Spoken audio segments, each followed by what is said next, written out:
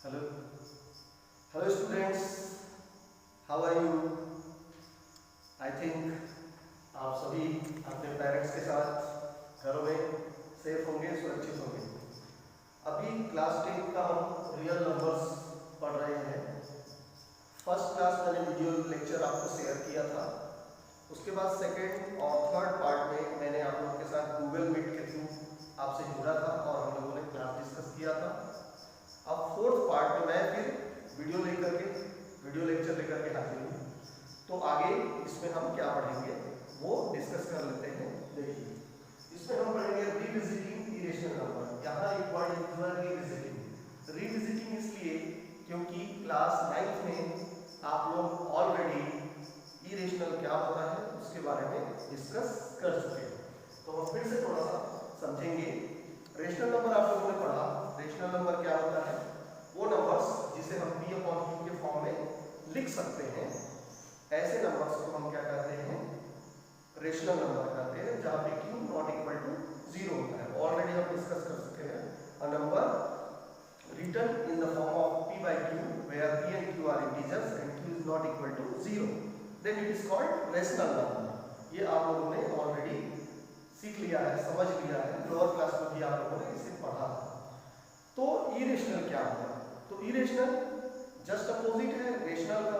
इसलिए वो नंबर्स जिसे हम p अपॉन q के फॉर्म में नहीं लिख सकते उसे हम क्या कहते हैं? इरेशनल नंबर कहते हैं। जिन नंबर्स को हम p अपॉन q के फॉर्म में नहीं लिख सकते उन नंबर्स को हम क्या कहते हैं? इरेशनल नंबर कहते हैं। तो कौन से नंबर हैं जिन्हें हम p अपॉन q के फॉर्म में नहीं लिख सकते?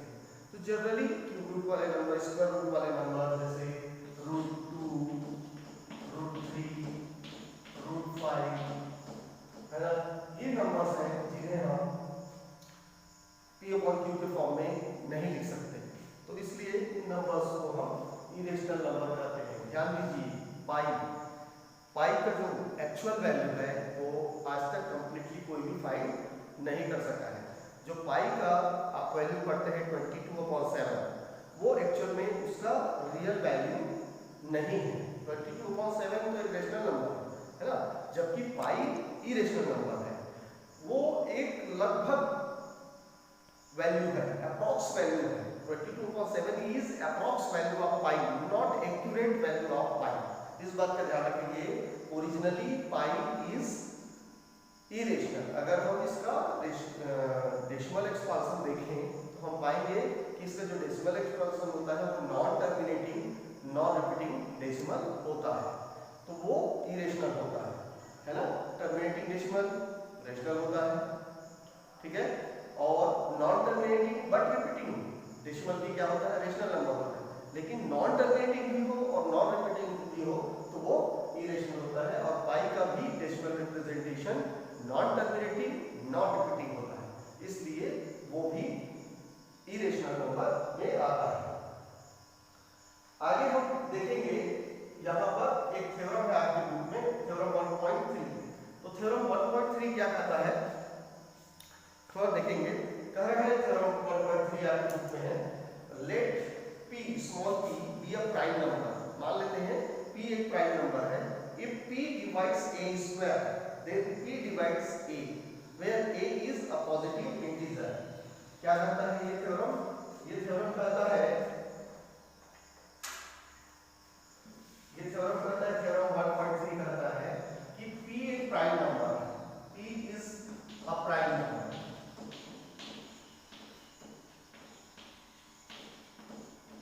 और कहता है कि if p divides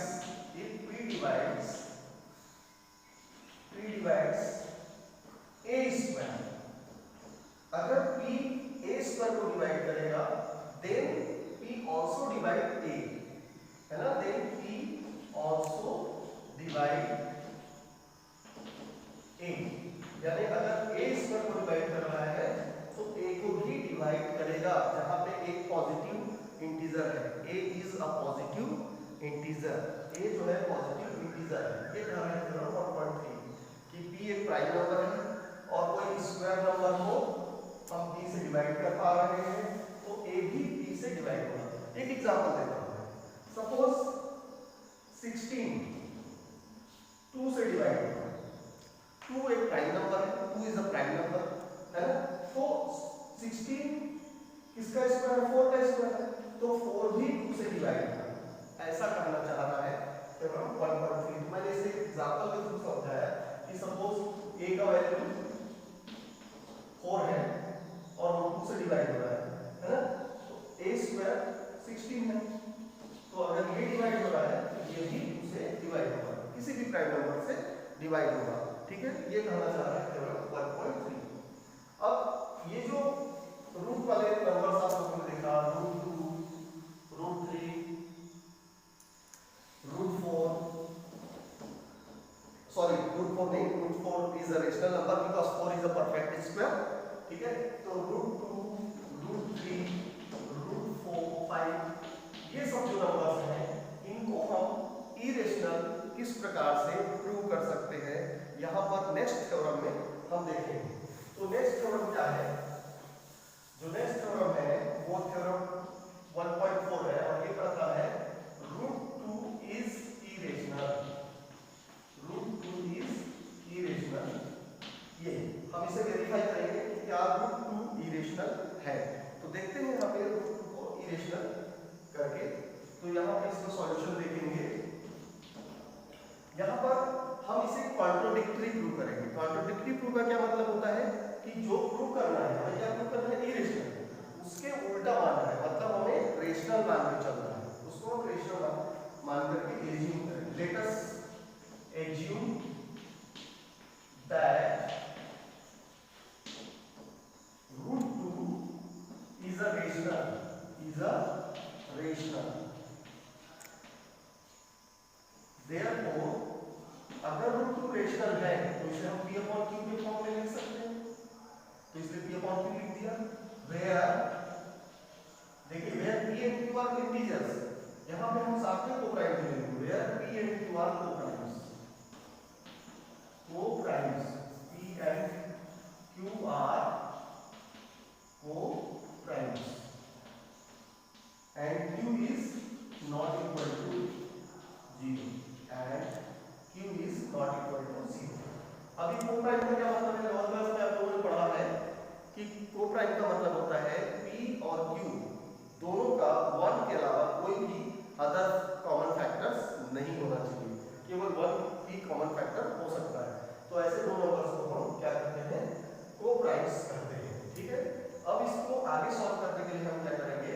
squaring both the side करेंगे। तो स्क्वायरिंग मैं थोड़ा कर लेता हूं ताकि जगह बने। Squaring both the sides, square करेंगे तो क्या होगा? ये स्क्वायर होगा तो स्क्वायर उधर जाएगा, तो ये होगा 2 और ये हो गया p square upon q square. q square को इधर ले लेंगे तो हो जाएगा 2q square equal to p square. अब देखिए यहाँ पे आ गया p square equal to 2q square, 2 common है, इसका मतलब p स्क्वायर का वैल्यू जो भी है वो 2 से डिवाइड होगा। तो हम लिख देंगे therefore p square is divisible by 2। So theorem 1.3 से अगर p स्क्वायर डिविजिबल है तो p भी डिविजिबल होगा। सो p is also divisible by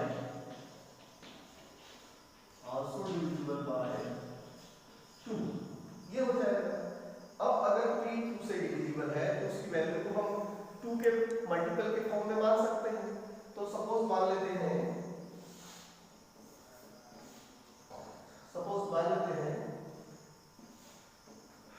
p equal to suppose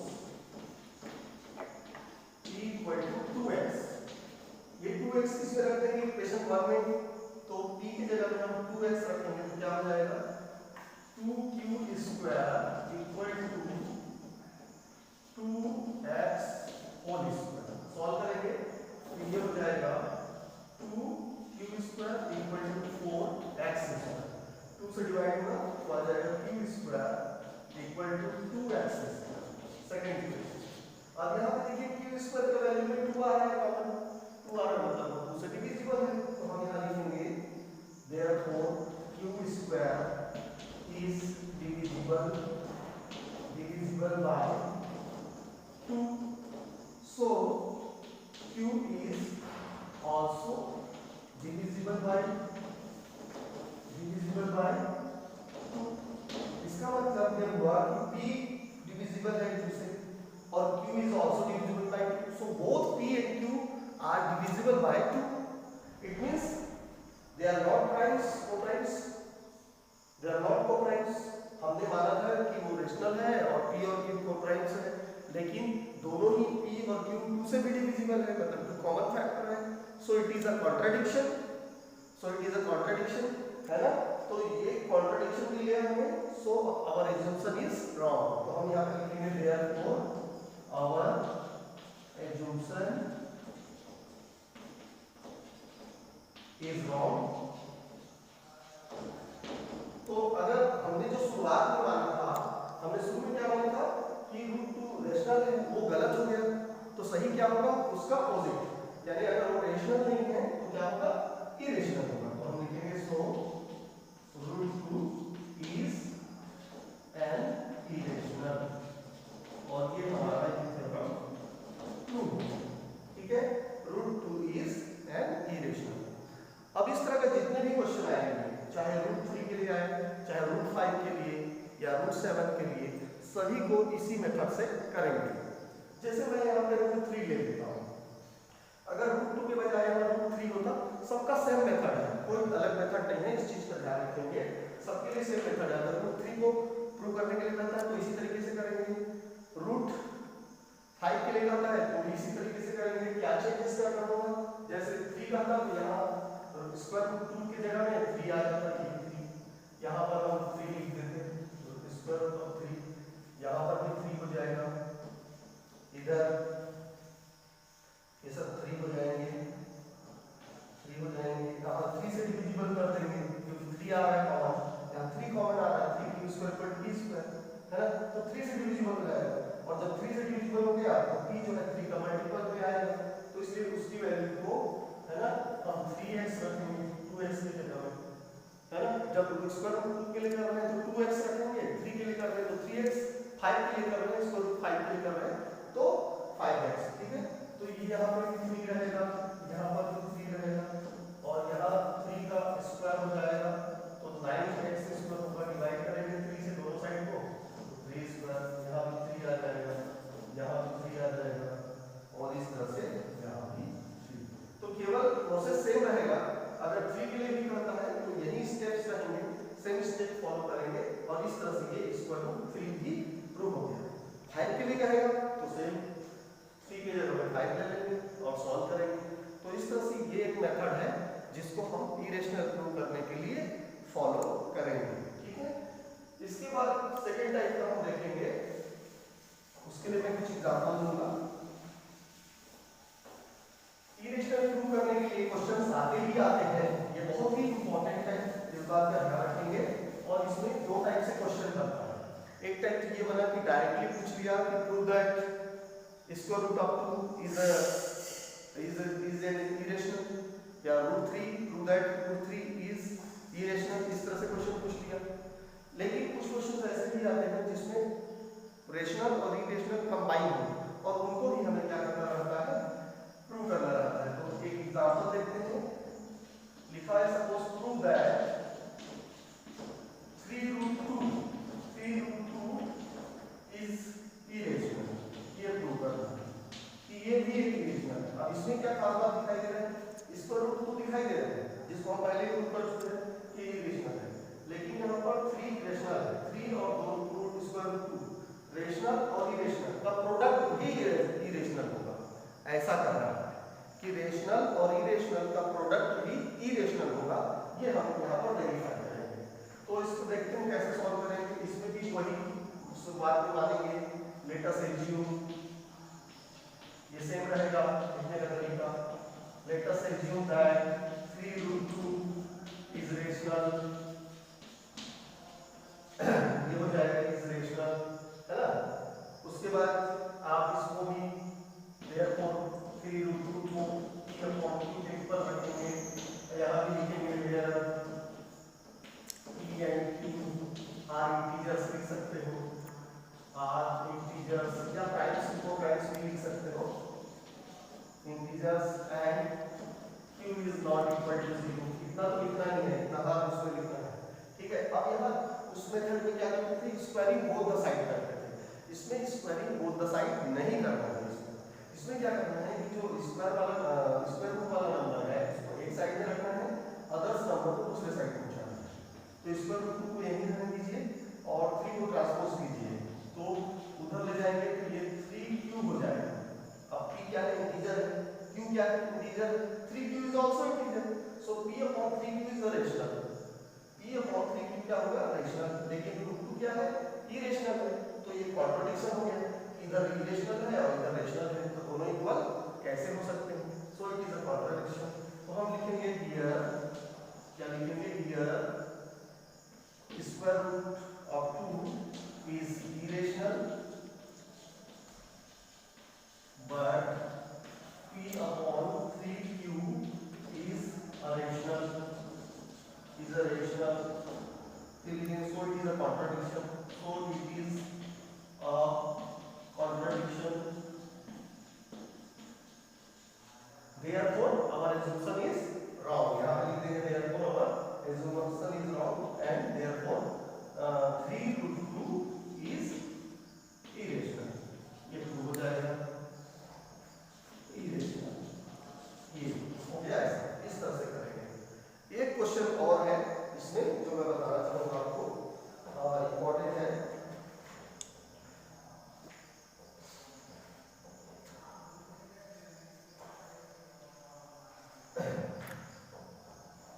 देखते हैं, एक क्वेश्चन और लेते हैं। एग्जाम्पल में है आपके बुक में, नहीं क्वेश्चन में है आपके एक्सरसाइज, जो नेक्स्ट एक्सरसाइज है 1.3 का क्वेश्चन है ये, और ये क्वेश्चन नंबर 2 है ना। तो इसमें क्या है, ऊपर में लिख रहा है क्वेश्चन नंबर 2 में 3 + 2 √ 5, 3 + 2 √ 5 इज इरेशनल, ये प्रूव करना है। देखिए यहाँ पे combination of rational and irrational मिल रहा है, क्या मिल रहा है हमको, combination of rational and irrational. तो हमें इसे प्रूव करना है, उसी तरह से लिखेंगे। तो लेट अस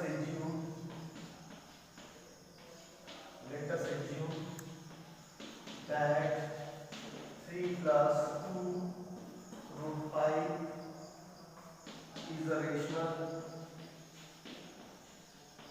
यहाँ तक सेम रहेगा, है ना। therefore 3 + 2 √ 5 equal to p upon q, इसमें भी मान लेंगे, यहाँ लिखेंगे where p and q are integers, p and q are integers and q is not equal to 0। ये तो हर में लिखना है, जितने भी प्रूव कर रहे हैं सब में स्टेटमेंट लिखना मस्ट है, इस चीज का ध्यान आप रखेंगे। अब इसे स्क्वायरिंग बोथ साइड नहीं करेंगे, इसमें भी केवल ट्रांसफर करेंगे एक साइड से दूसरी साइड। तो हम सबसे पहले 3 को ट्रांसफर करेंगे, तो यहाँ बचेगा 2 √ 5 और ये हो जाएगा p अपॉन q - 3, फिर ये q यहाँ मल्टीप्लाई होगा 2 √ 5, 3q अपॉन q आ जाएगा, फिर 2 नीचे जाएगा, तो √5 p - 3q अपॉन 2q। तो यहाँ पर देखिए इसमें ये स्क्वायर रूट ऑफ 5 पहले से इरेशनल है, जबकि p और q इंटीजर है, इसलिए p - 3q भी इंटीजर होगा, 2q भी इंटीजर होगा, और इसलिए ये पूरा क्या होगा, रेशनल नंबर होगा। तो इधर इरेशनल मिल गया और इधर रेशनल मिल गया, तो हम लिखेंगे इसके आगे here √5 is irrational but p - 3q upon 2q is a rational, so it is a contradiction,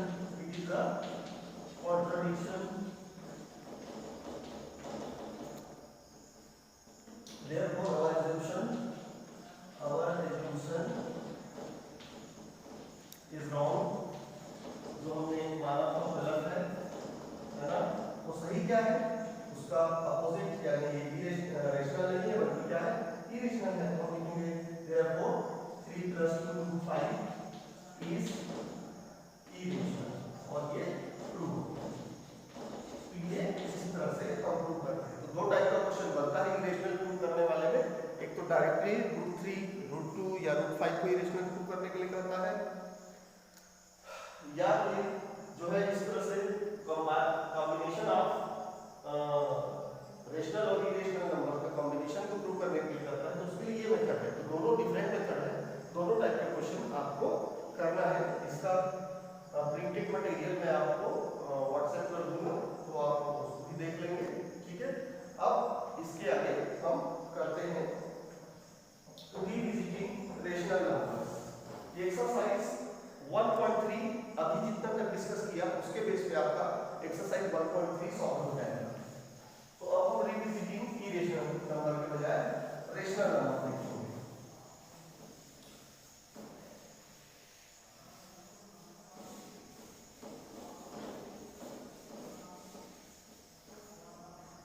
Revisiting rational numbers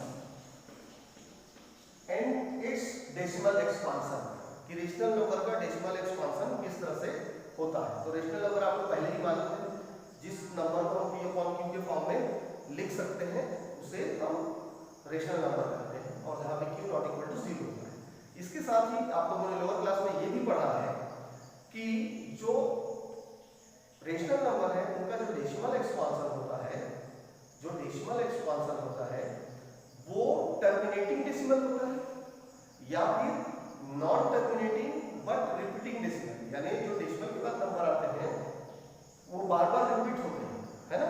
तो इस तरह के दो टाइप से होते हैं, तभी वो p/q के फॉर्म में लिखा जा सकता है। तो इसी के लिए कुछ थ्योरम्स दिए हुए हैं, तो इस थ्योरम्स को हम बारी बारी से डिस्कस कर लेते हैं और ये फिर चैप्टर हमारा खत्म हो जाएगा। तो इसमें पहला जो थ्योरम है 1.5, थ्योरम नंबर 1.5 आपके बुक में है। क्या कहता है सुनिए ध्यान से। Let x be a rational number. Theorem 1.5 कहता है let x be a rational number. x कोई रेशनल नंबर है, ये रेशनल नंबर है, ऐसा x be a rational number, ठीक है। ये रेशनल नंबर है whose decimal expansion terminates, और मान लेते हैं कि इसका जो डेसिमल एक्सपांशन है वो टर्मिनेट हो रहा है, खत्म हो जा रहा है। then x can be expressed in the form p/q, और अगर वो टर्मिनेट हो रहा है, अगर वो टर्मिनेट हो रहा है, उसका डेसिमल एक्सपांशन टर्मिनेट हो रहा है, तो हम इसे p/q के फॉर्म में लिख सकते हैं। ऐसा कहा है कि अगर x का डेसिमल एक्सपांशन टर्मिनेट हो रहा है तो उससे हम p/q के फॉर्म में लिख सकते हैं। आगे कहता है कि और साथ ही p और q जो है क्या है, इंटीजर्स है। p और q क्या है, इंटीजर्स है, को-प्राइम है। And the prime factorisation, coprime होना चाहिए, p and q are coprime. And the prime factorisation of q, और फिर डिनोमिनेटर के बारे में बता रहा है। q is not equal to 0 तो पहले से जानते हैं। ये जो q है अगर टर्मिनेट हो रहा है तो जो q का फैक्टराइजेशन है वो 2 to the power n 5 to the power n के फॉर्म में होगा। इस फॉर्म में होना चाहिए। जो q का फैक्टराइजेशन है वो 2 to the power n multiply 5 to the power n के फॉर्म में होना चाहिए, जहां पे n और n होल नंबर है, या कह सकते हैं नॉन नेगेटिव इंटीजर्स है। एक ही बात है, नॉन नेगेटिव इंटीजर्स या फिर होल नंबर होना चाहिए n और n को, यानी n का वैल्यू या n का वैल्यू 0 भी हो सकता है, ठीक है। तो ये कहता है थ्योरम 1.5। थ्योरम 1.5 कहता है कि अगर x एक रेशनल नंबर है और उसका डेसिमल एक्सपांशन टर्मिनेट हो रहा है तो हम उसे p/q के फॉर्म में लिख सकते हैं, और जो q का फैक्टराइजेशन है वो 2 to the power n multiply 5 to the power n के फॉर्म में होगा, जहां n और n नॉन नेगेटिव इंटीजर्स है या होल नंबर है। ये कहता है थ्योरम 1.5। इसके बाद देखेंगे थ्योरम 1.6। इसको प्रूव करने की जरूरत नहीं है, केवल इस थ्योरम के बारे में हमें जानना है। थ्योरम 1.6 इसका कन्वर्स है। क्या कहता है theorem 1.6? Let x equal to p/q, यानी x को अगर हम पहले p/q के फॉर्म में लिख पा रहे हैं। पिछले थ्योरम में क्या कर रहा था कि उसका डेसिमल एक्सपांशन टर्मिनेट हो रहा है, तब हम उसे p/q के फॉर्म में लिख सकते हैं। अब यहाँ पे क्या है कि कोई नंबर को पहले ही हम p/q के फॉर्म में लिख पा रहे हैं, उसका डेसिमल एक्सपांशन होगा वो टर्मिनेट्स होगा, है ना। तो कह रहा है x equal to p upon q be a rational number such that prime factorisation of q is of the form 2 to the power n 5 to the power n। तो जब q का जो इसका जो प्राइम फैक्टराइजेशन है वो 2 to the power n multiply 5 to the power n के form में है। ये दो कंडीशन पहले से दी है कि p अपॉन q के फॉर्म में लिख पा रहे हैं और साथ में जो q का फैक्टराइजेशन है 2 to the power n 5 to the power n के फॉर्म में है। तो जो x का डेसिमल एक्सपांशन है वो क्या होगा, टर्मिनेट्स होगा, टर्मिनेट्स कर जाएगा, टर्मिनेट हो जाएगा, है ना। Decimal expansion must be terminate, ठीक है, डेसिमल एक्सपांशन टर्मिनेट हो जाएगा। ये कहता है थ्योरम 1.6। ठीक, एक बार फिर से रिपीट कर रहा हूं, इस थ्योरम को ध्यान दीजिए।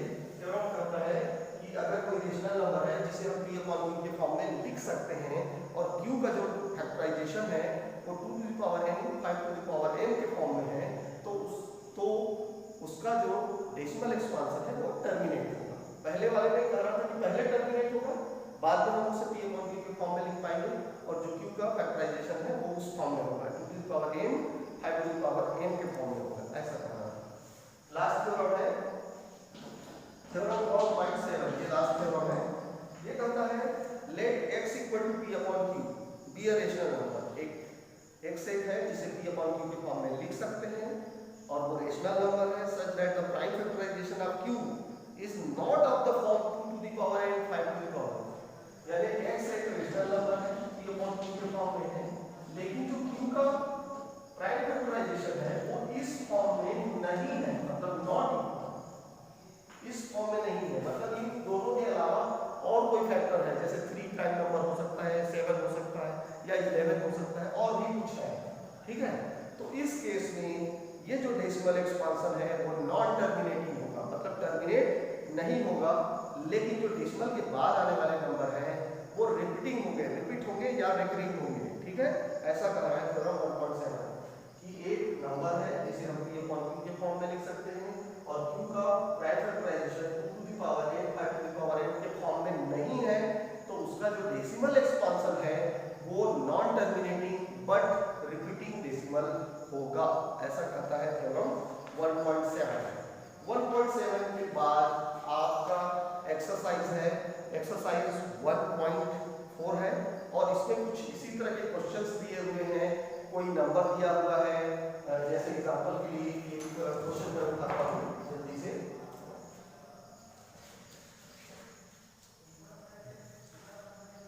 जैसे नंबर दिया है 13 अपॉन 3125, ये नंबर है। एक छोटा नंबर भी ले लेते हैं 17 अपॉन 8, है ना।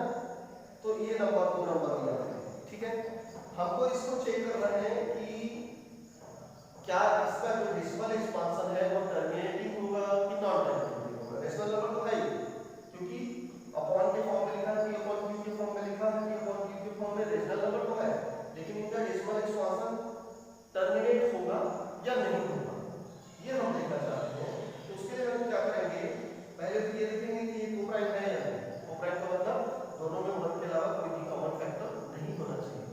अगर ये दोनों आपस में डिवाइड कर रहे हैं तो पहले उनको डिवाइड कर लेंगे। क्या ये 13 से डिवाइड हो रहा है? अगर नहीं हो रहा है तो केवल हम इसे देखेंगे कि इसका प्राइम फैक्टर क्या है। तो प्राइम फैक्टर इसका फैक्टराइज करके हम देख लेंगे तो पता चल जाएगा। जैसे करके देखते हैं 3 1 2 5, 5 से जा रहा है, 2 से तो नहीं जाएगा, 3 से जा रहा है, 5 + 2 7, 7 + 4 11, ये 3 से डिवाइड नहीं हो रहा है, 5 से कर लेते हैं।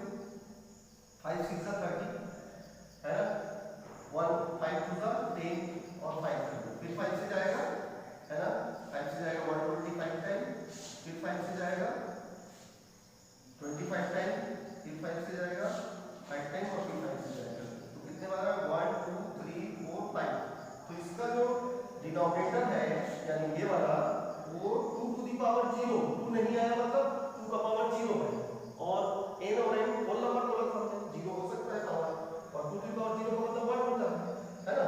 और 5 टू द पावर कितने बार? 5 टाइम्स, 5 टू द पावर 5। तो ये 2 to the power n 5 to the power n के फॉर्म में है, इसलिए ये टर्मिनेटिंग डेसिमल होगा। अब इसको देखते हैं, ये 17 है और ये है 2 मल्टीप्लाई 2 यानी 17 upon 2 to the power 3 multiply 5 नहीं है यानी 5 टू दी पावर 0। तो ये भी उस फॉर्म में है, मतलब ये भी टर्मिनेटिंग डेसिमल है। सपोज यहाँ पे 17 अपॉन 24 होगा, सपोज, तो 17 अपॉन 24 को फैक्टराइज करें तो क्या होगा, देखिए ये होता 8 मल्टीप्लाई 3, 8 मतलब 2 की power 3, 17 2 to the power 3 multiply 3।